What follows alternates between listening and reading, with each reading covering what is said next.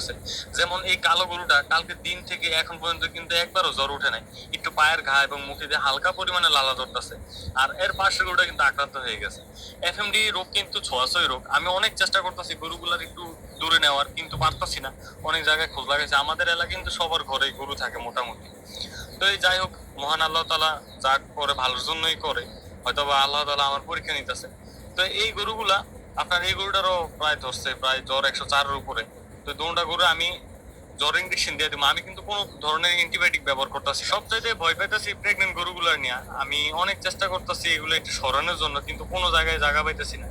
আসলে বিপদে বললে বোঝা যায় যে মানুষ কতটা অসহায় বা কে পাশে থাকে। তো যাই হোক, আল্লাহ তাআলা সবকিছু আল্লাহ তাআলার উপরে ছেড়ে দিছি।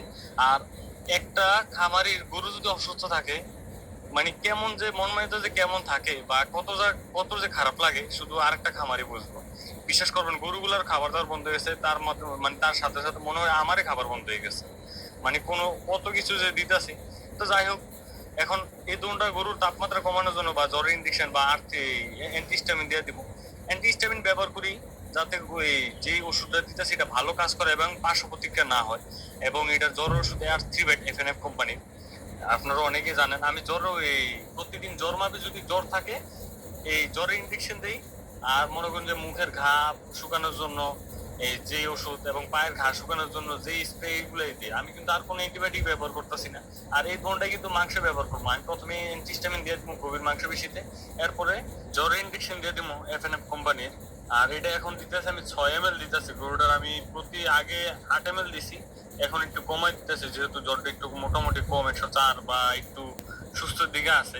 আর এফএমডি ভাইরাস যত আপনি ভালো করে যত্ন নিতে পারবেন, ঘরটা একটু শুকনো রাখতে পারবেন, পাড়া একটু শুকনো রাখতে পারবেন। যেমন আমি প্রতিদিন সকালে একবার গোসল করাই, এরপরে কিন্তু আর কোনো পায়ে কোনো পানি লাগাই না। এরপরে একটু গরু গরু থাকি, যখন গরুটা পায়খানা করে তখন কিন্তু আমি গোবরটা কিন্তু সাথে সাথে সরাই ফেলি, যাতে মানে যে পায়ে ঘা আছে ওইখানে না পারা দেয়, তাহলে কিন্তু ভালো করে শুকাইবো না। আর কয়েকদিন ধরে যে এত খাবার নষ্ট হইতেছে, তো খাবার নষ্ট করে এটা সমস্যা নাই, কিন্তু গরুগুলোতে খায় না, ওইটা নিয়ে একটু চিন্তা। এরপর আলহামদুলিল্লাহ আমার কালা গরুটা কিন্তু আজকে একটু খাবার দাবার খাইছে। শুধু এটার পাশের যে গরুটা আছে এটা একটু খাবার দাবার মানে খাইতেছে না। এরপরে এফএমডি ভাইরাসে আক্রান্ত যে গরু খাবার অন্য সুস্থ গরু কিন্তু দিবেন না, ওইগুলো কিন্তু ফালাই দিবেন। হ্যাঁ, কারণ এই খাবারটা যদি অন্য সুস্থ গরু দেন তাহলে কিন্তু সরাসরি যাইয়া ওই গরু অসুস্থ হয়ে যেতে পারে। তো আজকে যেহেতু এফএমডি রোগ সহজই রোগ এবং ভাইরাস জনিত রোগ, এই আজকে পুরো ঘরটা আমি ব্লিচিং পাউডার দিয়ে ভালো করে পরিষ্কার করে দিব। প্রথমত আমি ভালো করে ঘরটা ধুইছি, ধোয়ার পরে যখন পানি আছে, পানি হালকা হালকা যখন ফ্লোরটা একটু ভিজা, এর উপরে আমি ব্লিচিং গুলো ছিটাই দিতেছি। ছিটাই দেওয়ার পরে ভালো করে ব্রাশ দিয়ে ডলে দিব। আর সাবধান থাকবেন যখন, যাতে গরুগুলা এই ব্লিচিং পাউডার না খায়। যেমন আমার এই সাদা গরুটা একটু জিরবাত লাগাইছিল, ওইখানে চলাই গেছে গা। এখন ভালো করে ব্রাশ দিয়া যেখানে যেখানে ব্লিচিং পাউডার দিচ্ছে পুরো ফ্লোরটা ভালো করে ডলে দিব, যাতে ডলে দেওয়ার পরে 5-10 মিনিট একটু রাখা দেবো, যাতে ভিতরে যে শ্যাওলাটা আছে এটা কিন্তু যাতে উঠে যায়। আর ব্লিচিং কিন্তু আপনার সবসময় প্রতি মাসে একবার বা দুইবার ফ্লোরটা একটু ধোয়ার চেষ্টা করবেন, যাতে অনেক সময় ফ্লোর কিন্তু পিছলা হয়ে যায়। কিন্তু ব্লিচিং পাউডার দিয়ে কিন্তু এরকম ভালো করে ডললে কিন্তু ফ্লোরটা পিছলা থাকে না এবং শ্যালোটাও কেটে যায়, এবং এই খামার যত জীবাণু আছে এগুলো ধ্বংস হয়ে যায়। আর ব্লিচিং পাউডার গুলো দেওয়ার পরে ভালো করে ডলার পরে এখন ভালো করে ধুয়ে দিতে, যাতে গরুর শরীরে ব্লিচিং পাউডার না লাগে। কিন্তু ওইখানে যদি লাগে চামড়া কিন্তু উঠে যাবে বা পশম উঠে যাবে।